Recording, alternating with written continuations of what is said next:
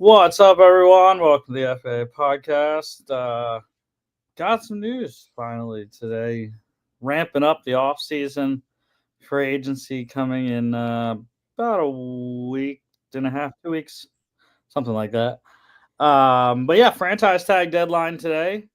2 hours away from that, so we'll see if anyone else gets tagged. Trey Smith of the Chiefs, the only one so far. Actually, we'll talk about one other guy that did get tagged as well. But yeah, we'll see if anyone else is getting tagged or if deals can get made like one already did. But let's start off with a couple college football things. Um, the transfer portal, Georgia State running back Freddie Brock is in the portal. Pretty solid player there. I believe he ran for over 500 yards last year. So good contributor nonetheless. Looking for a new home there. And the other college football note, Texas hiring or looking into hiring former West Virginia head coach Neil Brown for a role. Not sure exactly what that would be, but yeah, Neil Brown probably heading to Austin to join Coach Sarkisian's staff there. UFL news. So it's training camp right now for UFL started this past weekend, and couple signings movement there as training camp gets started. The Michigan Panthers have released offensive tackle Jarrett Horst. Started, I believe, most of the year last season at left tackle for them. Former first round pick in the UFL draft, USFL draft, I believe, for the Michigan Panthers. So Jarrett Horst looking for work there. And we had a couple trades go down in between the shows. The first one was the bigger of the two. Debo Samuel headed to Washington for a fifth-round pick this year. I was kind of surprised on the compensation there because of what Debo has done and the amount of things he can do. But 30 years old now and 21.7 million or something like that on the salary, big salary this year. And guess those kind of things contribute, and injury histories as well recently, all kind of contributing, I guess, to the lower compensation that many people probably thought, like me. Yeah, I'm not surprised. I'm kind of on the opposite end. I mean, he's not the same wide receiver he was in 21.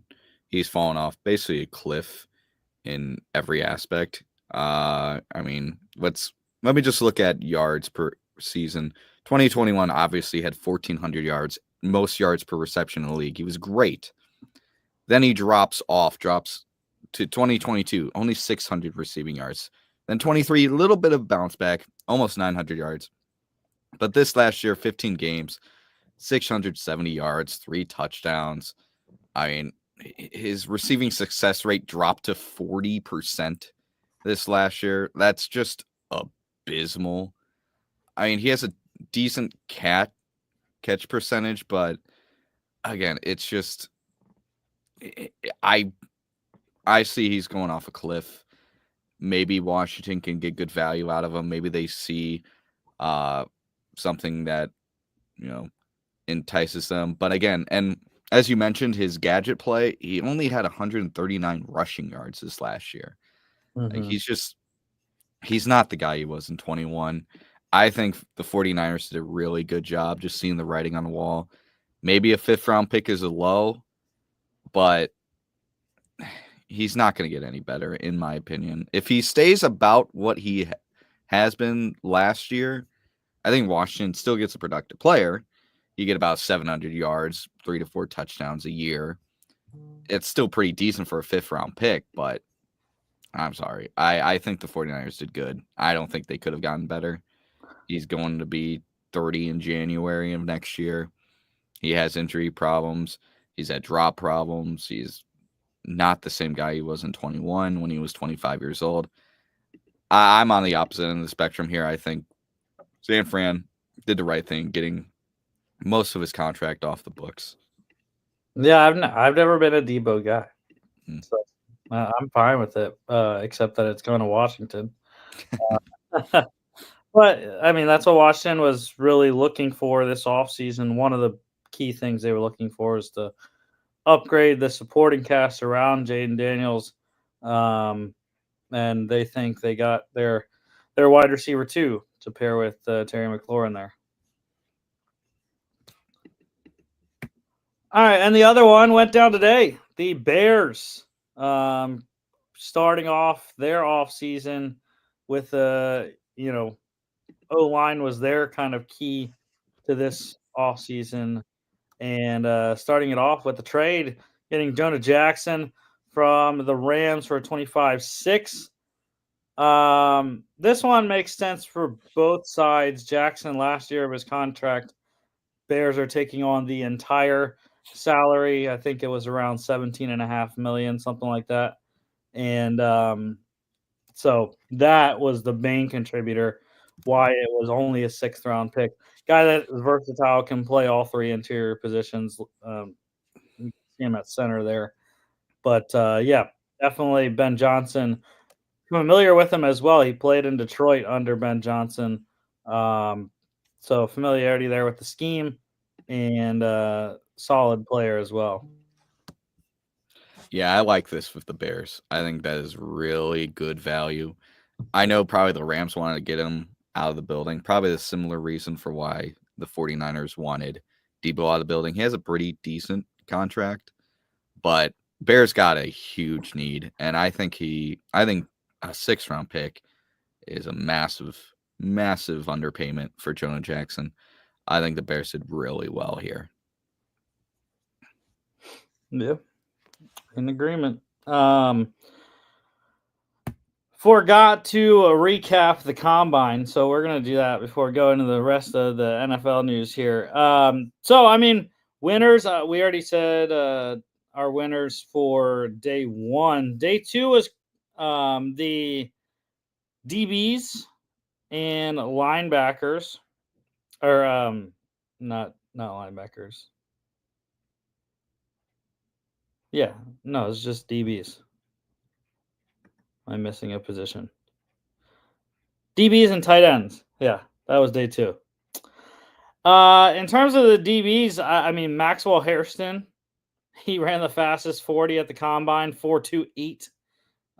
Just flying down there, 600ths off of Xavier Worthy's time from last year, 4.22. But when you look at the rest of the corner class, I thought Iowa State's Darian Porter had a good day as well, 4.3 in the 40. He also jumped out of the stadium there. If the NFL's website would like to load here. Yeah, 36.5 on the vert. Not the greatest in terms of DBs, but 10.11 on the broad.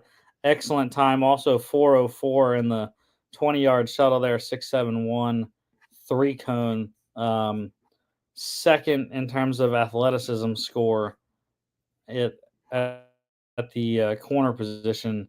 Also, by the way, doing a 4.3 at 6'3", 195. Pretty solid. Another guy with the corners that I thought looked pretty solid. We can get his stats here. I thought Robert Longerbeam from Rutgers had a pretty good day. 4.39 in the 40. Again, 36.5 on the vert. He actually bettered Darian Porter's broad jump 11 feet 2 inches. Ridiculous jump there anytime you go over 11 feet. But shorter guy, probably going to be a nickel, 5'11, 175. So in terms of the safeties, you had a couple 4.3s there. Marquis Marcus Siegel from Kansas State, Nick Eamon-Worry from South Carolina, Siegel 4.37, Eamon-Worry 4.38, and Eamon-Worry was just a monster on the field, 6'3", 220, so bigger safety there, and that was also crazy that he did all the stuff that he did. Mentioned the 4.38 40. How about a 43-inch vert? 11-6 on the broad jump. The bench wasn't that impressive, but 20 reps on the bench, not a big deal for the bench in terms of DBs there. So he was the big winner in terms of the safeties. And then for tight ends, it kind of sucks because we didn't have the top 2 consensus tight ends working out. Tyler Warren out of Penn State, Colson Loveland out of Michigan with a shoulder injury. I don't really think a ton of guys popped in terms of tight ends. Oregon's Terrence Ferguson had a pretty good day, 4.63, leading the tight ends in the 40. 39 on the vert was excellent, 10.2 on the broad. So probably he was the guy I would say was the best of the tight ends there. And Saturday, I didn't get to watch a ton, but quarterbacks, running backs, and wide receivers were balling out on the field there. And from what I heard, it was a Brady Cook show. The athleticism testing for Brady Cook was off the charts. I heard 4.59 in the 40, 37 inches on the vert. How about the QB getting up? And a 10.8 broad jump is just ridiculous for a quarterback at 6'2", 214. Also had a pretty solid deep pass to his teammate Luther Burden, I believe. And I was going into Saturday thinking that Quinn Ewers would be the guy that would kind of elevate himself, but Brady Cook did. I also heard in terms of on-field workout, not a lot of quarterbacks did the athletic testing, but on-field, I heard Jackson Dart was also a guy that continued his kind of elevation from the Senior Bowl there. Running backs was it was solid. There was a lot to like with this running back class. It's heralded as being deep, and I think a lot of guys had a good Saturday. Starting off with the fastest man, Bashal Tootin, 4.32 in the 40 out of Virginia Tech. Smaller guy, but compact, 5'9", 206. I think you'll see that with a lot of guys in this class, though. 40.5 on the vert, 10.10 broad. That's ridiculous testing numbers there. You also had Jaden Blue out of Texas, Brashard Smith out of SMU, both guys running sub 4.4s. And I liked what I saw in the highlights from my guy, Trevor Etienne, go Dogs, 5'9", 198, ranked 4th in the athleticism score, 4.42 in the 40, 35 on the broad, or 35 on the vert, 10.4 on the broad, 15 on the bench press. Not that impressive with that, but like what I saw in the on-field drills. Travion Henderson, your guy, I heard he had a good day at 5'10", 202. He ranked 1st in running back athleticism score as well. 4.43 on the 40, 38.5 on the vert. I believe that led all running backs. And 10.8 on the broad. Or no, actually 38.5 did not lead all running backs. He was tied for 4th. Tied for 3rd, technically. But 4th, because there was 3 guys ahead of him. Yeah. Bashal Tootin there lead the running backs in vert. Quinton Judkins, actually, the other Ohio State running back, led the running backs in broad jump. He had the 2nd highest athleticism score for the running backs, 4.48 in the 40, 38.5 on the vert, 11 feet even on the broad jump there. And then let's go to wide receivers. Matthew Golden has been a riser throughout the draft process so far out of Texas. A lot of people want to talk about his teammate Isaiah Bond, but Matthew Golden was the guy that led all receivers in the 40, the only sub 4.3, 4.29, blazing speed for the Texas wide receiver, 5'11", 191. That was the only testing he did. Kind of one-trick pony there, but yeah, I think he had a good day catching the ball as well. Wish I would have been able to watch to see what Arian Smith did on the field in terms of catching, because he struggled once again with that at the Senior Bowl, like we talked about. Guy that I liked the Iowa State guys. I think Jalen Noel with a 4.39 is pretty solid, and Jaden Higgins as well. I really like him also. Surprising number at 4.7 for Josh Kelly out of Texas Tech. That was wild to see a wide receiver run that. I was like, dang, like that's not good, not what you want. Jaden Higgins, like I mentioned, 4.47 on the 40 there. Sam Brown out of Miami, Jalen Noel, like I mentioned, out of Iowa State, 41.5, tied for first on the vert. Jalen Noel led the wide receivers on the broad 11-2 as well. So excellent testing day and on field for the Iowa State receiver. Oh, yeah, and by the way, he led the receivers in bench press. How about 23 for the wide receiver? Led Jack Besh, the TCU guy, by 4.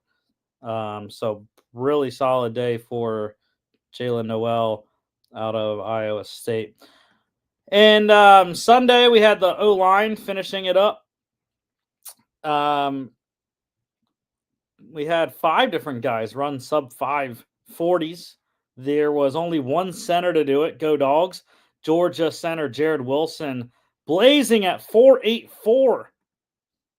He ran that at 6.3, 310. I had a 32-inch vertical as well. Pretty solid. 9.4 on the broad. Not the greatest.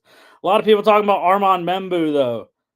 If you need O-lineman, Membu, apparently, a lot of people like him now as the number 1 tackle coming out. Number 1 athletic score in terms of tackles. 6'4", 332. And he's running sub 5. 4.91, 34-inch vertical, 9.7 on the broad. And he put up 31 in the bench press. I was really impressed watching him. The third guy to run sub 5, Jonas Savaiinea, I really wanted to see how he moved.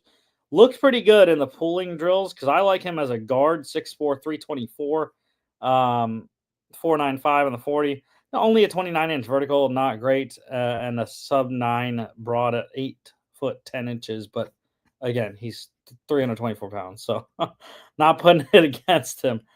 Another Georgia guy ran sub 4, Tate Ratledge, guard, Go Dogs, 6'6.5", 308. So a very tall guard there.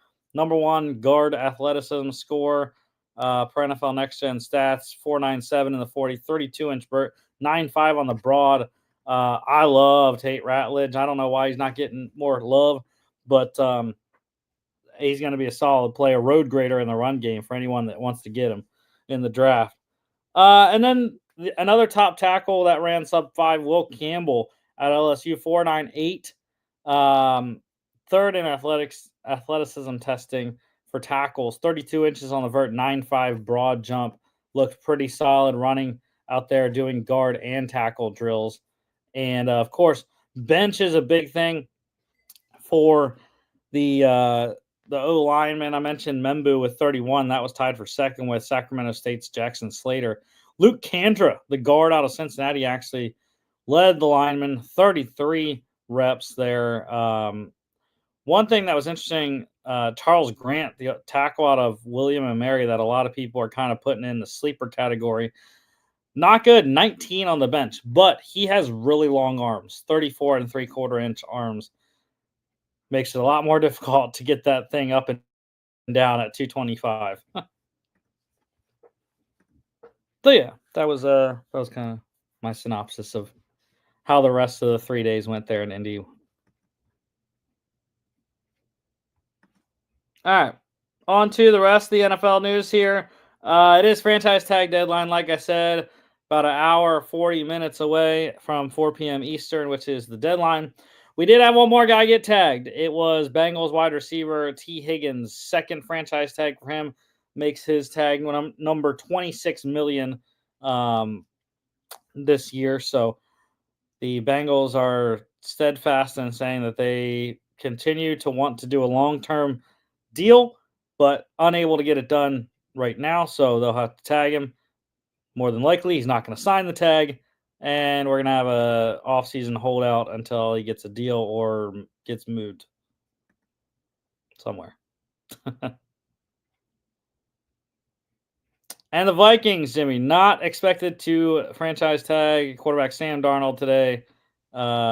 Situation is fluid. What I think Adam Schefter said. Yeah. I'm not surprised. I don't think the Vikings see him as the guy. End of year performance excluded. It was always JJ McCarthy's show. They traded up for him. They got him at 10th overall pick. They expect this guy to be the QB of the future.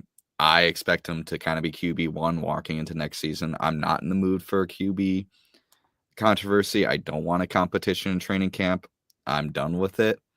So I don't really want to see Darnold brought back, even with his bad performance in the last week against the Lions and the playoffs against the Rams. It's just he's just going to cost too much. I don't see how it would be valuable to the Vikings, who finally, for probably the first time in like a decade, have an incredible amount of salary cap room. And I don't want it wasted on a QB who only looked great because Kevin O'Connell has one of the best offensive QB-friendly systems in the league. I think teams like Vegas and Tennessee and either New York team could be interested in giving him a similar contract to what the Vikings gave him last year. Probably more years, probably more term, more money. But yeah, I'm not shocked. Yeah, me neither. I mean, it was always a big question mark on whether they were going to, and obviously, like I said, not expected to. With hour 40 left to go until the franchise tag deadline. Yeah, there's not really any other players that I've heard of that are likely to get tagged, which is weird. It's kind of a dull franchise tag window this year. Not a lot of guys up, but that was kind of how this whole year is, anyways. There's not a ton of major big time free agents on most of the teams. So,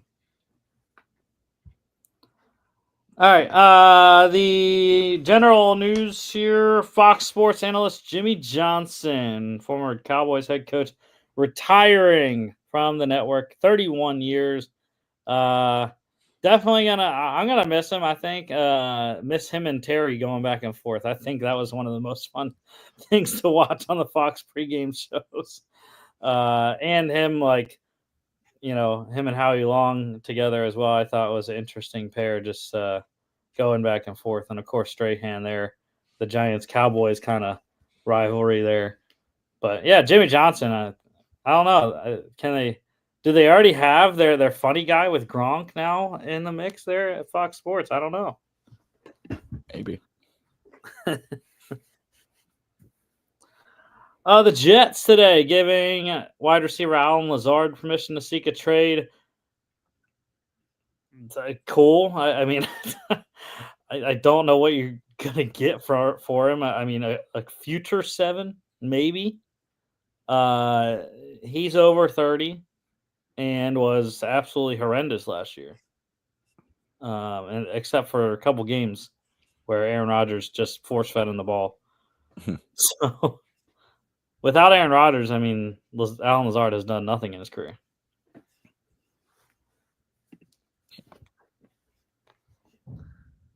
And the Cowboys today making a ton of money restructuring wide receiver CeeDee Lamb, his deal. That creates $20 million in cap space. So what that means, I have no clue.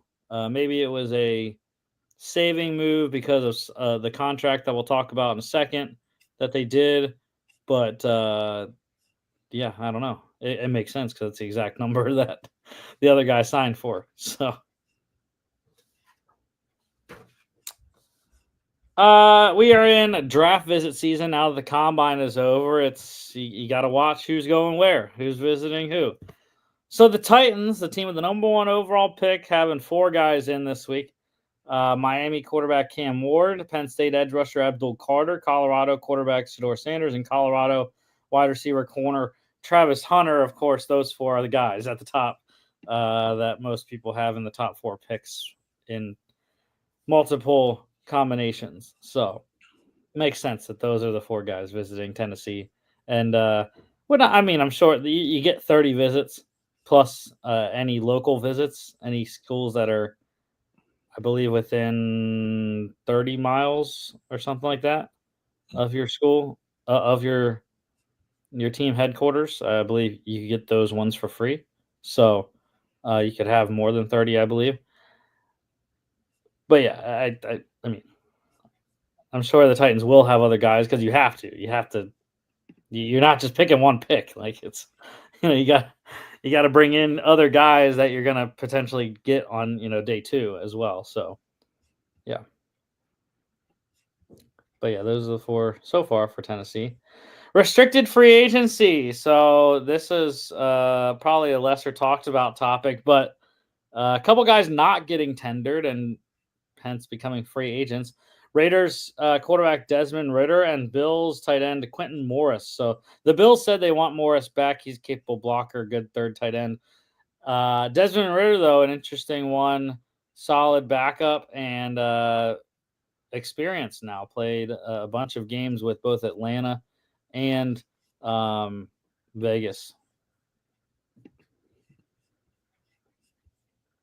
Releases. It is also that time of year where, like I said, we're getting to free agency. So teams making space and cutting some dead weight potentially as well. The Bengals, they released guard Alex Kappa, $8 million saving for them. Of course, Cincinnati needs every single penny it can get with what they have with the T. Higgins situation. Trey Hendrickson up for a deal as well. So, yeah, definitely needed to do that, even though it comes at the cost of losing a blocker for Joe Burrow. Mm-hmm. Eagles releasing a couple guys, both post June first cuts. Corners Darius Slay and James Bradbury. Slay, 34 years old, says he wants to play one more year. I wouldn't be shocked if the price is right that the Eagles bring him back at a lower contract for just one more year. I think he does like it in Philadelphia. I mean, I feel like it's kind of tough if they want him back. I would not expect Darius Slay to like haggle for more money. He wants to play one more year, and what better team to play on than even in a reduced role than the team that just won the Super Bowl. So, but yeah, 4.3 million on June 2nd for Darius Slay, 2.1 million on June 2nd for James Bradbury. And the Jets today making a big one. They released wide receiver Devontae Adams, unable to find a trade partner. No shocker, he was due 38.2 million on the cap this year. 29.9 million though savings for the Jets. Massive cap savings for New York. So they're going to be players for sure in anyone they want, really. I think I'd have to look at the exact cap space here, but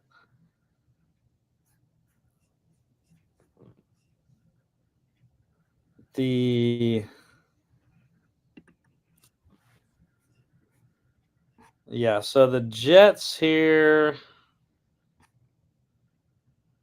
they're right in the middle. All right, 36.4 million in cap space. I'm not sure if that's with.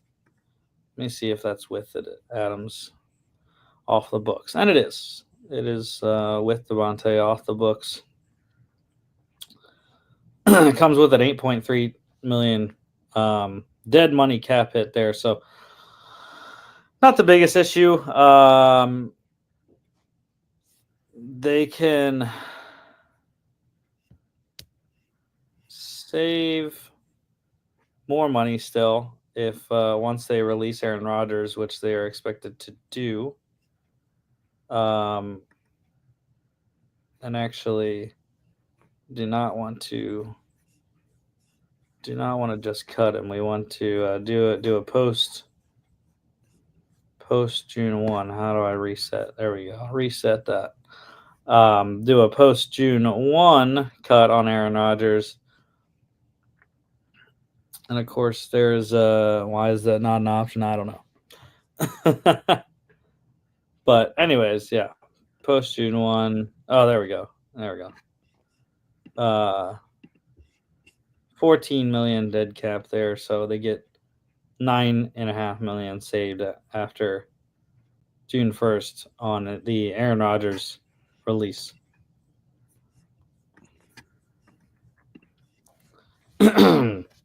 Couple re-signings. We got and extensions. We'll talk about the extension first, the one that just happened. Go Birds. Eagles signing running back Saquon Barkley, 2-year, $41.2 million extension. $36 million fully guaranteed there at signing. First $20 million running back ever. And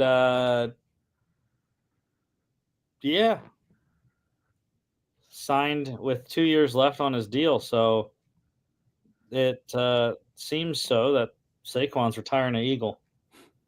Yeah, it's hard to say he didn't earn it. Yeah, it is concerning. I mean, with the amount of touches he's had in his career, and with the injury history he had in New York. But yeah, I mean, can't say anything against it right now. The pundits will come out of the woodwork, I'm sure, against Howie Roseman if it doesn't work out. But yeah, happy for him. I like it.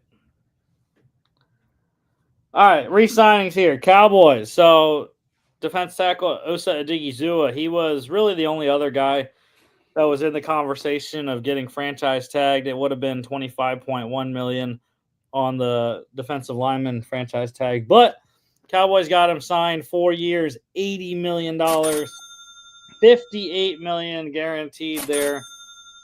Massive deal here for Odigizua. Really, I mentioned this before, the Cowboys' biggest free agent, essentially, in terms of age and value-wise.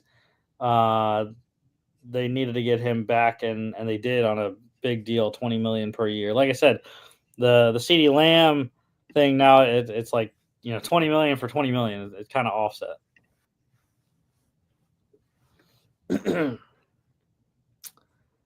The Rams, they re-signed off tackle Alaric Jackson, 3 years, $57 million.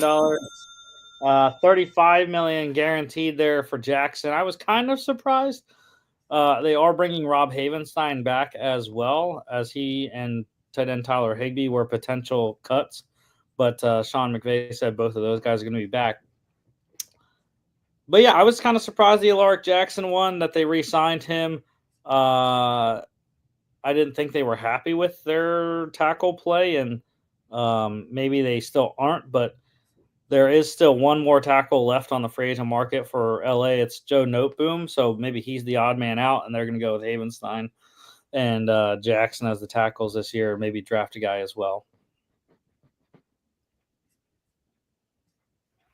And finally, the Packers, they re-signed linebacker Isaiah McDuffie, 2 years, $8 million deal, $9.5 million max value there. Excellent deal. I mean, it's a lower level contract, but I think team friendly and a guy that really balled out for Green Bay kind of came out of nowhere, really, I think, this season for the Packers. And we also had some more releases. The Seahawks, they released defense tackle Roy Robertson Harris, safety Rayshon Jenkins, offensive tackle George Fant, and defense tackle Draymond Jones. $28 million in salary cap savings for Seattle. So I'm sure our guy John Babington, I feel like he has mixed opinions on that. Good saving the money, but some of those guys pretty key contributors. I'm thinking more along the lines of Draymond Jones. Just never really worked out in that trade. Um, he came over, I believe, in the Russell Wilson trade, but was not didn't work out. I don't think totally how they thought it was going to for that.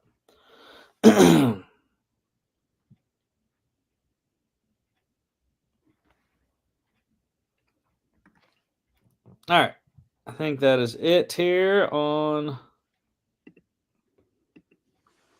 the news. So let's go into our safety and specialist free agency preview. Our last free agency preview. Um, it's weird, the safeties have been devalued here the last couple of seasons, especially in free agency. However, I think this year, though, I think it's a pretty solid class, and I am not that high on a ton of the safeties in the draft. Malachi Starks out of Georgia and Nick Emanwari from South Carolina, really the top two. And then I'm not really sure how the pecking order goes from there. So there's some guys. However, I do think a lot of these guys are going to resign. I would have to think Atlanta wants Justin Simmons back. Chiefs want Justin Reed back. Washington would want Jeremy Chin back. Javon Holland's the lone big name that I think is gone. I don't think Miami can afford to bring him back. I think he's going to outprice somewhere. And I know Carolina is a team that is apparently interested. They need a safety help. As you can see, Carolina has freaking 4 safeties on the free agent market right now. They have their top 4 guys, all free agents: Xavier Woods, Jordan Fuller, Sam Franklin, and Nick Scott there. So Carolina is definitely going to be in play for all of the top guys, but especially Javon Holland because of how his age. I think Dan Morgan's going to go shopping for sure in the safety realm there. Maybe even get a couple guys plus a draft pick.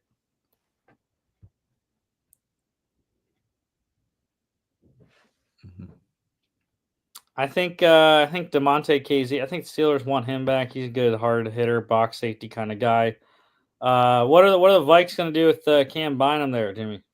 I think it's tough. I think they do want to bring him back, but they might be stuck in a situation where it's Byron Murphy Jr. or Cam Bynum. So who knows? I like our safety room with or without Cam Bynum. Problem is Harrison Smith's getting up there in age. This might be his last year coming up. Josh Metellus, he's listed as a safety, but he's very much a Swiss Army knife. And other than that, I don't know how deep this team can get with its safety position. Although, unlike with corners, you don't have to be the deepest team in the safety position. You can have 1 or 2 really solid ones and be fine. Mm-hmm. I'd like to get Bynum back. He's a fan favorite. He had a really good year this last year, pretty much a breakout year. But we'll see. It definitely depends on how they do in retaining a guy like Byron Murphy Jr. I think they have Murphy as the priority, probably over Bynum. But if you can get both back in the room, I think the Vikings would love to do that. Yeah, for sure. I think there are some guys that I think definitely could get paid over what some people think. Trayvon Merrick is one that I've heard a lot of people talk about. Kind of flown under the radar with the Raiders. 3rd round pick, I believe, a couple of years ago, and has played pretty well out in Vegas. Another guy like Andre Cisco, I think he's played fantastic in Jacksonville. Another second round pick, I think. I think he could be one. And then Talanoa Hufanga, unfortunately, has had injuries last year and the year before, I believe. But he's a guy that has been a ball hawk and just flying everywhere. You think it's Troy Polamalu. Hufanga just comes out of nowhere and bats the ball away. So I like them. And of course, a big name there at the bottom as well. DeMar Hamlin is a free agent. And before we go to specialists here, Cowboys doing some more work. They re-signed special teams ace corner CJ Goodwin to a 1-year extension, so he's going to be back for 2025 in Dallas. All right, everyone's favorite free agency preview, the specialists.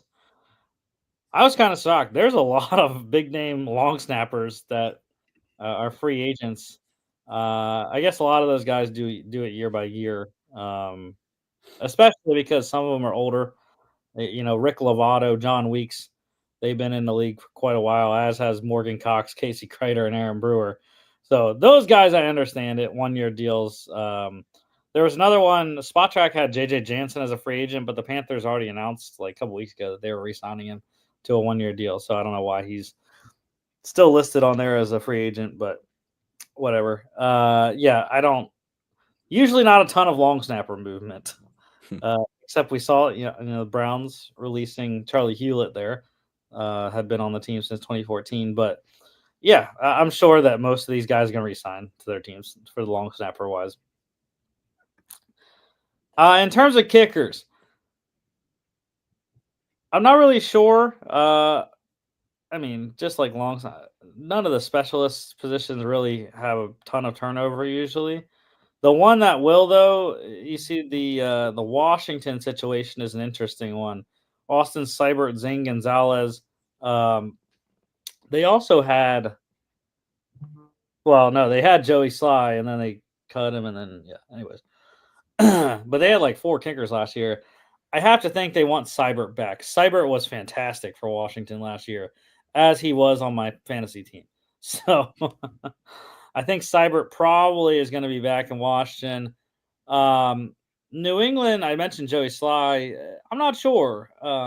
He played pretty well for the Patriots, but think you can upgrade potentially. We'll see. There's not a surefire big name kicker, draftable kicker this year. So not sure they would go draft wise, but maybe the Patriots go for one of these other guys like a Zane Gonzalez. I don't know. Just someone to give Sly some work in camp, or Cade York. I mean, I think Cade York filled in pretty admirably for Evan McPherson there in Cincinnati this year after, starting his career very roughly with the Browns. But that would be an interesting one. He's exclusive rights free agent, so the Bengals essentially hold his rights. But McManus is another interesting one in Green Bay. I would think that they are going to want him back. He played pretty solid. Carolina definitely should bring Pinheiro back. And the 2 guys at the top, I'm not very sure because they're older guys. Nick Folk has been up and down, but I think last year he was decent for Tennessee.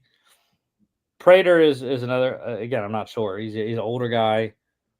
Arizona probably wants him back, but I'm not totally sure.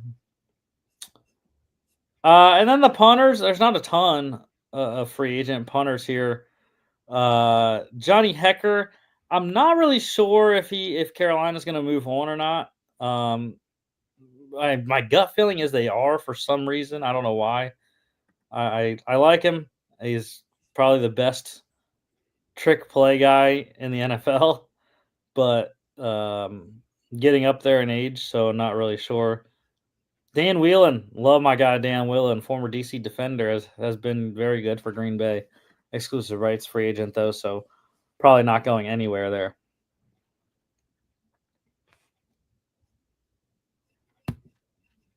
All right, let's get to the mock draft here. I forgot to put the slide in here, so just for reference, we're doing the Commanders and Bills today. Bills, they do not have a 3rd round pick, but they have the 30th pick in the 1st round, 56 in the 2nd round. That is from the Stephon Diggs trade. It's actually the Vikings pick. that they got from the Texans. Which is funny that it was this Stephon Diggs trade that they got that from, Minnesota to Buffalo to Houston. And then they had their own pick at 62. Do not recall where their third rounder went. I don't remember. Washington has all its own. 29, 61, and 79. Actually, no. The third rounder is not their own. 79 in the third. That is the Dolphins pick that they got from the Eagles in the Jahan Dotson trade last year. So let's get to the mock draft sim. Got Washington, Buffalo loaded up here. So, of course, picking at the end of the round. Cam Ward goes to 1, Shedeur Sanders 2. Cool. Travis Hunter to the Giants. Got Abdul Carter for the Patriots. Jags going with Mason Graham. Okay. Will Cambosh, kind of shocked.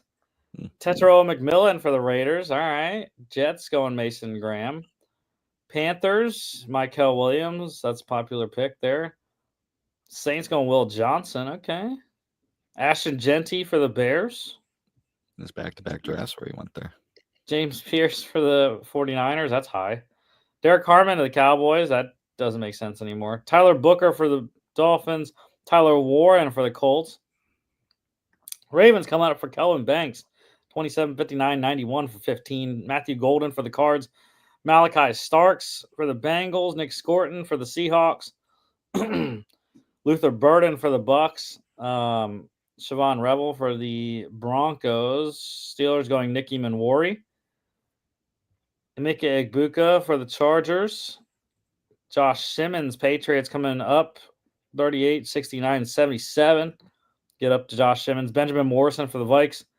Armand Membu for the Texans. Jalen Walker for the Rams. Colston Loveland for the Falcons. That doesn't make sense either. Jade Barron for the Lions. All right, so we got this is a good one. I kind of like that one, actually. We'll have to look what's on the board here. But moving 4 spots back for a second rounder next year is not a bad offer at all from Cleveland. And Detroit's throwing some Hail Mary there. And yeah, so what do I have for Washington? Edge, wide receiver, offensive tackle, tight end, linebacker, QB2, because Marcus Mariota is a free agent. Yeah, I think the obvious pick here, if they were staying, would be Mike Green. Maybe you could trade back and you'd still be there. I'd be hesitant to. But I think Mike Green here to Washington makes a ton of sense. Actually, I should move wide receiver back a little bit with the Debo trade. I forgot to do that. So I think I'm going to move wide receiver back behind tight end because of Zach Ertz's age still, and I believe he's a free agent, as is John Bates. Mm-hmm.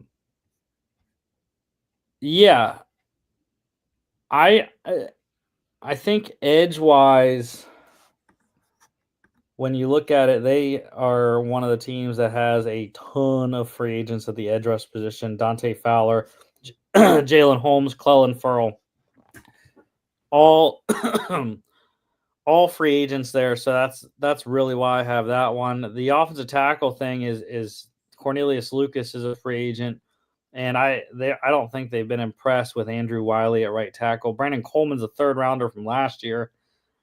I don't think he played the greatest either. But yeah, I mean, I think I would be okay. As good as the trade would be, I think they would go Mike Green, and if not Mike Green, probably Cameron Williams from Texas. I think if they move back and miss out on both those guys, I think that's a huge loss for them. Yeah. Yeah, for sure. I think you stay and pick. I think you stay and pick Mike Green here. Yeah, I'm good with that. Yeah. We could also go with one of these 3 tackles as well because of their shopping Jonathan Allen. So that could also be an option. I don't have interior D line as a need right now, because he's still on the team, and they only have Sheldon Day as a free agent. I really like their Deron Payne, Jonathan Allen, Johnny Newton, top 3 D tackles there. Yeah, and until a trade takes place, I just have to assume he's going to play next year. Yeah. Still under contract. I like Williams, I like Nolan, I like Grant, but I think Mike Green, I think he can be a great edge player, and Washington needs a guy like that. Let's do it. All right, Buffalo. We got the same trade except a third. Oh no, we're gonna counter. If we're going to that trade, we're countering with a 2nd-round pick. Oh yeah, because we have inside information. We know you offered we're not doing that. a second. Trade. Sorry, John, we're not doing the Seahawks trade. What does Buffalo need before we consider countering? So for Buffalo, I have corner, wide receiver ×2, guard, and interior D line. Corner for Buffalo here. Rasul Douglas free agent. That's the biggest issue. Otherwise, they're signed up, but they need a starter because they really. I don't see another guy. You know, Kyer Elam is a potential cut candidate as a former 1st-round pick. You know, Teron Johnson. I have to think they want to keep him in the nickel because he's one of the best nickels in the league. So they need another outside corner to pair with Christian Benford if they don't re-sign Rasul Douglas. And then wide receiver, of course, you know, they signed Khalil Shakir to the extension, but Amari Cooper is a free agent, didn't really give them a ton anyways. They got Keon Coleman, and, you know, Mac Hollins has a great year, but he's also a free agent. Think he might get outpriced from Buffalo. And the only other receiver they have listed on the roster is Curtis Samuel, and he's, you know, in his 30s now. So I definitely think they need 2 wide receivers in the draft or combination of draft and free agency. Yeah. But there's no wide receivers really. Yeah. They could go D tackle here in terms of value, but I see D tackle more as a long-term need. And this is a team that sees itself as competing every year. I don't think they'd have time to wait on a guy to develop or wait for a guy to just like be a rotational guy at defensive tackle, because I think their current D tackles are very solid. Yeah, it's not bad. Daquan Jones and Ed Oliver. You are right though. They drafted Dwayne Carter last year in the 3rd round, but they got Quentin Jefferson, Austin Johnson, Jordan Phillips, all free agents this year. Yeah. But yeah, I think in terms of value, Tyreek would be great here.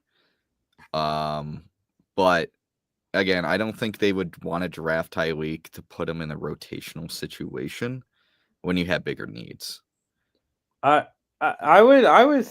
think we should trade now. I mean, I think top of the board, unless you're gonna go with the, you know, the Xavier Watts would be the only guy really. The only thing I don't have safety as a need because they have Cole Bishop. They drafted Cole Bishop in the 2nd round last year. I think they're going to let DeMar Hamlin go in free agency and let Cole Bishop become the new starting safety next to Taylor Rapp. Yeah, and I mean, if you trade back, Xavier Watts could be there at 34. So 33. 33. Yeah. Well, and we're going to counter. I mean, come on. 1 pick makes it a 3rd-round pick instead of a 2nd? No. So, all right, you want to do this here? Yeah, let's propose, see what they say. All right. Let's go back to that trade. Let's take the 3rd then. No. Just counter. Let's do this once. Make it a 2nd. Make that a 2nd, and then offer a 2026 5th.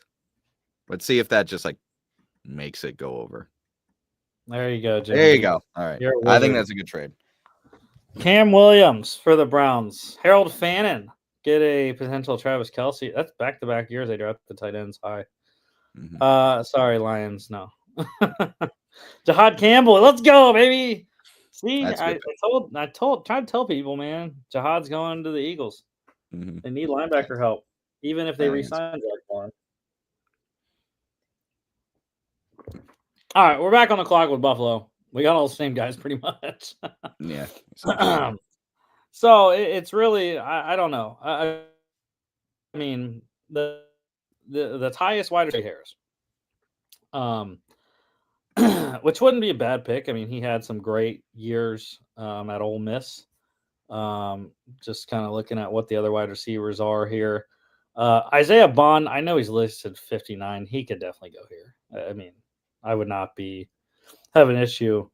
That's why they haven't updated their rankings, I don't think, from the combine yet. So there are some risers that I would not be shocked to go. Yeah, I would honestly, I would put Bond over Harris here. I think Bond had a very, very good combine, and I think he's early second round. Yeah, and in terms of corners, Trey Amos. Trey Amos he's a safety. Mm. I think for most people, he can play corner though as well. Maxwell Hairston, dude, let's do that. You like him? Well, I mean, he was the fastest player at the combine. He ran a 4.28, kind of giving me Nate Wiggins vibes from last year. Yeah, and we saw what happened to that corner in the AFC Championship game that got burnt. You remember? I forget his name, but was that that former first round pick that we were just talking about? Kyer Elam. Was that him? Probably. Yeah, he got cooked, man. That was bad. But yeah, I think they need speed in the corner position, and I think that makes sense. Yeah, like I said, a little shorter. He's only 5'11", but plays well, and a lot of he's been a riser in the draft this all season so far. So I like Maxwell Hairston here, first pick of the second round. It's kind of funny. Bills are picking at 33 for 2 straight years. Yeah, it's actually kind of funny. All right. Wow. Jalen Milroe, the Giants. Ariante Ursary for the Titans. Donovan Jackson to the Jags. Tyleik Williams for the Raiders. Packers getting Walter Nolan in that Patriots trade. JT Tuimoloau for the Bears. Kenneth Grant, Texans coming up, 58, 89, and 127. Saints coming up for Shamar Stewart, 58 in the second next year. Bears get Jackson Dart to the Jets. Let's go. Raiders coming up for Omarion Hampton, 68, 73, 224. Jack Sawyer to the Cowboys. Xavier Watts for the Colts. That's a good fit. Trey Harris for the Falcons. Jonas Savaiinea for the Giants, 65 in a second next year. Protecting their future franchise QB, Jalen Milroe. Gray Zabel for the Dolphins. Donovan Ezrawaku for the Bengals. Josh Connolly for the Seahawks. Deion Walker for the Broncos. Steelers going Trey Amos. I like that. Bucks going Darian Porter. Packers, Princely Umanmielen. Landon Jackson. That's a great one for the Chargers. Yeah. And we are on the clock with the Bills here. Ooh. I would think about that one. I would. Second rounder next year. That's solid. I don't really like that one as much. No. But so we got a corner here for Buffalo, and we picked up a Cleveland second next year. So we already got 2 seconds next year, Jimmy. That is true. Get a third one. Yeah, maybe, but I don't think the Bills are in collect draft picks position. I think, like I said earlier, they're trying to compete. This is where I think you take Isaiah Bond. Yep. Yeah. I was ready to take him at 33. The fact he's available here, I think, as good, kind of the similar situation for when we had that Washington pick. As good of a trade that would be on paper, I don't think the Bills would want to pass up on Bond. Yeah, the only other thing I would say is guard, and I don't really know why I have guard as a need. Probably because they need guard depth. They have Osiris Torrance and David Edwards, but they only list one other guard, Alec Anderson. But so Wyatt Millam is a guy that can play all three positions, but I don't think they necessarily need a guy that can do that because they drafted Sed Van Pran last year. I like Van Pran a lot. So, he is potentially the successor to Connor McGovern at center anyways. So, and kind of like I said about not drafting Tyleik Williams, Tyleik would just be, rotational getting Wyatt Millam right now. Although I like Wyatt a lot, he would just sit for a year or two. I don't think they'd want to get a guy that would sit in the second round, especially now with another second round pick next year, the Browns, which will probably be in early 30s. Mm-hmm. I think you take Bond. I think he can be an immediate impact, and him and Coleman could be a really good 1-2 punch. Yeah, I concur. Mm-hmm. All right, yeah, let's go Bond here. Panthers. Andrew Makuba. There's a safety for the Panthers. Talking about Alec A. Manor, Patriots coming up. Ooh. 105, a second and a seventh. Falcons getting Kevin Winston, Wyatt Millam to the Lions. No trade offers here for Washington. So, got Mike Green at 29, 61 now. What else I need here? I have tackle as the next one here. Marcus Embo out of Purdue. I like Emory Jones though. Mm-hmm. There's question marks on his tackle guard, but I'm fine with him as a tackle. So I would pick Emory Jones here. Again, Brandon Coleman, third round pick last year. So. Andrew Wiley, I don't think has played all that well. And Cornelius Lucas is a free agent in terms of all the offensive tackles for Washington. So I like Emory Jones. I like Emory too. I think Mimbo would be solid as well. I think, he's a little bit more of a pure tackle. I like Jones' kind of flexibility. If he doesn't work out a tackle, you can put him at guard. But it's a toss-up. I think both guys would be good value. Yeah, I'm not 100%, but I believe Embo brightest at center. There you go. He's listed as a tackle. But anyways, I think I'm probably wrong. Never mind. Maybe. I like Jones. I was gonna say I thought Embo was a little more raw, but I'm not sure. All right, back on the clock with the Bills. Nice. Another second. That's a big drop. I know. Yeah. It's our last pick here for Buffalo. And that's the only trade offer we have. Yeah, so we got our wide receiver, we got a corner, and let's go. I think we should go wide receiver again, to be honest. Yeah, and I think we drafted him last time. I think Savion Williams, he kind of is like the opposite of Isaiah Bond. He's big, like he's very tall.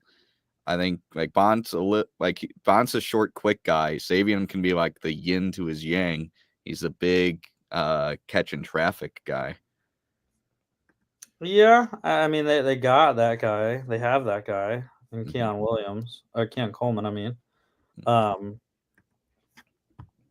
but yeah. I mean you're losing two bigger guys in Hollins and Cooper. So, which Coop's not even that big. He's not 6'1", but Hollins 6'4". So, yeah. I mean I wouldn't hate that. I love the guy below him. Xavier Restrepo is a monster. Shorter than Isaiah Bond.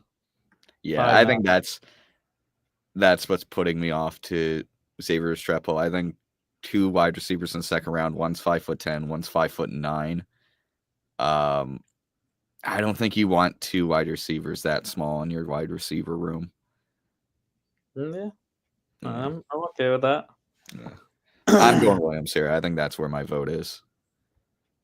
Oh, he's big. You want a taller guy? Jaden Higgins. A little bit taller, but no, I still like Williams. I think Williams has a higher ceiling. Higgins is fine. But I love the Iowa State guys this year. All right, Chiefs going Jalen Royals. TJ Sanders for the Eagles. Cardinals going Josiah Stewart. Travion Henderson for the Chiefs. Hey, we did that earlier. Caleb Johnson for the Browns. Jaden Higgins for the 49ers. Azariah Thomas, Packers. Denzel Burke for the Jags. Got Chris Paul for the Saints. I think that he went to the Saints last time. Tate Ratledge for the Bears. Carson Swessinger for the 49ers. Barrett Carter, the Panthers. Lathan Ransom for San Fran. Cowboys going Quinton Judkins. Finally, draft running back. Caden Prather for the Packers. Wide receiver 2 for that room. A little high for me on him. Mason Taylor for the Cards there. No, I don't like that one. Washington, we're running right down my list here. Edge and then tackle. I have tight end as the next one. Zach Ertz, John Bates, both free agents. They did draft Ben Sinnott last year in the second round, but obviously can't just have one guy. Unfortunately, Mason Taylor just got taken. Gunnar Helm, I don't like at 79. So the next one is wide receiver. They got Debo, right? They got Terry McLaurin, but their whole freaking wide receiver room is a free agent. Mm-hmm. They have McCaffrey. Older. They have McCaffrey. They drafted in the third round last year. But Olamide Zaccheaus, Jamison Crowder, De'Ami Brown, Noah Brown, and KJ Osborne, all free agents. So we got to fill the room in with someone. And what better player to do it? Even though I know we got Luke McCaffrey, but Luke McCaffrey, he's a 6'2" guy. He's not a short guy. They have Debo. Debo's 5'11". Actually, I thought he was bigger than that. Terry McLaurin's 6 foot. So maybe they do need a bigger guy. My pick was going to be Xavier Restrepo. But Tez Johnson's a small guy too. He's probably not. Tez is tiny. But he's fast as hell. Kyron Lacey is a bigger dude, 6'2". We don't have to go wide receiver. I also have linebacker. Doesn't look like there's any linebackers available. And QB2, but obviously we're not going to draft that here. What was the trade proposal again? It's a 95. That's a steep drop. 16 picks. That's a steep drop. Yeah. I want to be against trading back just to kind of let it sort out a little better and get extra value. But I think if you would go wide receiver here, I don't think Restrepo would be bad. Kyron Lacey and Restrepo would kind of be my two selections.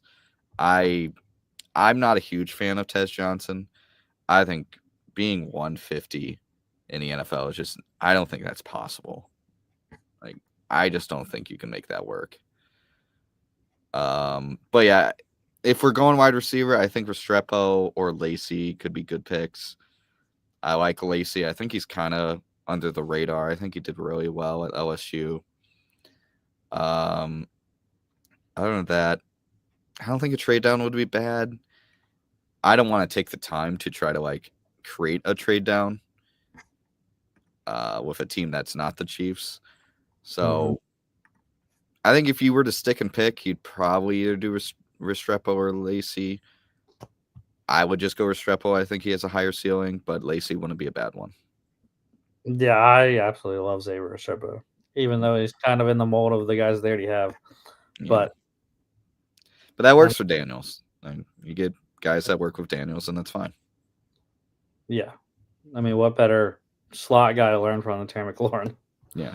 And the thing is, if Debo doesn't refine form, you send him packing, and you still have Restrepo. Yeah, and McCaffrey in year 2, too. Yeah, exactly. So I don't think it's a bad pick. I think, with Scary Terry, obviously, getting a little older, still effective, but a little older, maybe in 2 years, might not be the most effective. He might be down to wide receiver too. Maybe McCaffrey and Restrepo are the guys. So I don't think it's bad. Colts going Jared Ivey. Bengals going Zay Alexander. Omar Norman Lott for the Seahawks. I like that. Steelers going Torrey Horton. Kyle Kennard for the Bucks. Broncos, Elijah Arroyo. Love that. Holland Pierce, Chargers. Packers going Dylan Fairchild. Go Dogs. DJ Giddens for the Jags. Saints going Jack Besh. That's awesome. It's awesome. that he would get drafted by New Orleans, where his brother Tiger passed away. Johnny Cornelius for the Rams, Dorian Strong for the Falcons, Marcus Embo for the Jets, Anthony Belton for the Saints, Braden Swinson, Browns, Chiefs going Quincy Riley, Eagles getting Bashal Tootin. I don't like that. That's weird. Billy Bowman for the Vikes. Guess they didn't re-sign Cam Bynum. I guess. That wouldn't be a bad pick if Bynum's not Ashton back. Galati for the Dolphins, Alfred Collins for the 49ers, Joshua Farmer for the Rams, and the Lions going Tez Johnson.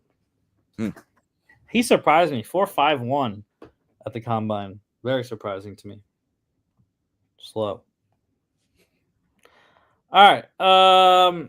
Here's what we got. We traded down to 33 with Cleveland. Picked up a second rounder for a fifth rounder next year and got Maxwell Hairston to fill the other spot opposite of Christian Benford if Rasul Douglas is let go.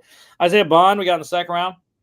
Our first pick in the second round there with the Stephon Diggs trade. And then Savion Williams, back-to-back wide receivers there, need to bolster that unit with a couple big free agents in Mac Hollins and Amari Cooper. And, of course, we got that Cleveland second-rounder next year, like Jimmy said. Probably going to be pretty early. No trades is kind of the same thing we did in the first mock on Friday where we traded with the Chiefs once or twice and then no trades with the Eagles. Did the same thing here. Washington, all three picks that it owned. We picked them. Mike Green, Emory Jones, and Xavier Estepo. I really like that for Washington. I like it for both teams, really. I think I like Washington's better, though. The needs hit on the board. Yeah, I think not having a third-round pick kind of handcuffed the Bills a little bit. But getting an extra second and getting double wide receivers on a depth chart that needs the young wide receivers to add with Keon Coleman, I think that works out really well for the Bills. Plus, like I mentioned, getting a Brown second-round pick next year, like that's probably 36, 37 next year. That's pretty good. We could have traded again. I think the Chiefs offered another second-round pick, but I think for Washington. Yeah. I think sticking and picking was good. All right. That is the show for today. We'll be back next week's up in the air. Should be starting my job next Monday. So we'll see. We'll see when we do it. We'll see when we can move shows to. But yeah, next Monday we will be back talking, of course, all the news and continue our mock draft series. Rams Texans next week. We got Ravens and I'm blanking on the other team. We got Ravens Lions on Friday this week. So make sure to check out that one, and then Rams Texans on Monday. Don't forget to follow us on all our social media at FAA Podcast on Instagram and X, FAA_bets on X as well. FAApodcast.com is our website. Check us out here on YouTube, Facebook, X, and Instagram as well. Spotify, Apple Podcasts, iHeartRadio, and TikTok at FAA.podcast. And we will see y'all back for Football Friday.